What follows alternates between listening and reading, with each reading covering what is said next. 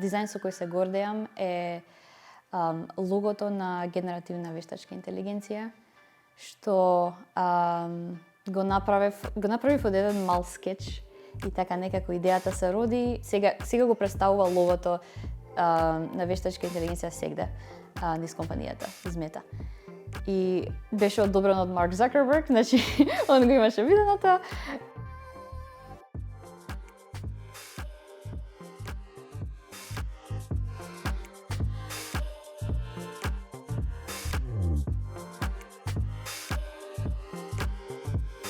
Од пред овој ми беше поврзан со метаверзумот, и пред тоа работев на Instagram Shopping, ама низ целото тоа време работев на некои други проекти што се во рамките на Мета, но се надвор од мојот примерен тим.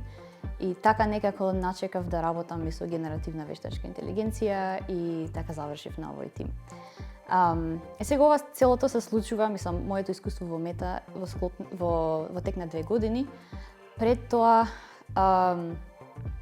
бев во Google Maps во Токио, сега сум во Америка, некои 2,5 години таму.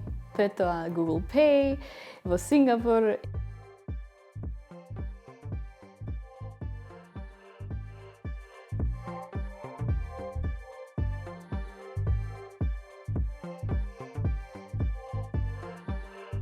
Искрено сум пробала да си најдам што е нешто уникатно, као Нина стил.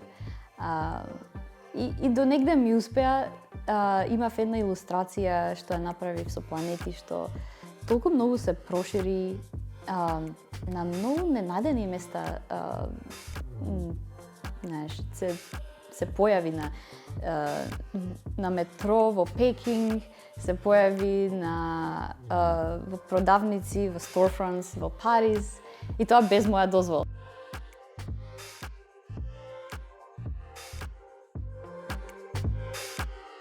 Имав еден сон каде што мојот iPhone беше милениче и така го галкав. Имаше некое интересно крзно, така со бои, па градиенти, па се менува. И се разбудив и решив да направам апликација. Као буквално да го претворам iPhone-от во милениче. Сега колку што можеш преку екран. И најмив инженер и го реализиравме тоа за кратко време, значи преку 3D програми. Он успеа да реплицира тоа што јас го замислив, а јас го дизајнирав во 2D. И така ја изградивме апликацијата I Love Fur.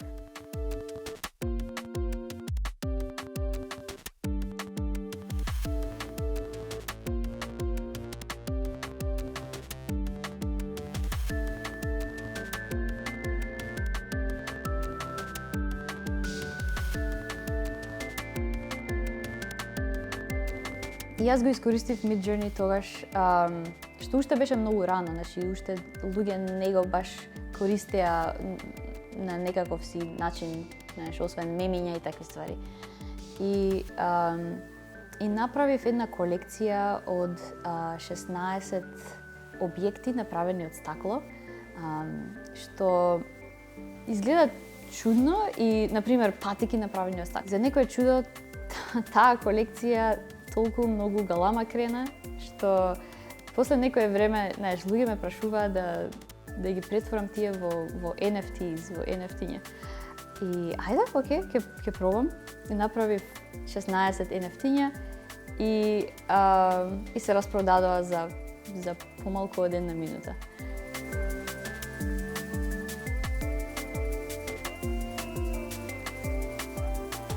Надевам дека ќе останам релевантна и онака као да можам да се снаоѓам и да следам што се случува, а не така да си останам во своето време и знаеш, да не ги следам технологиите.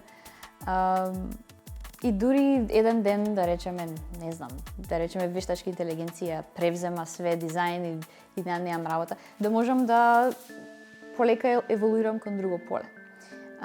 Или кон некој друг начин на правење на дизајн, каде што пак имам некоја предност како човек наспроти вештачката интелигенција.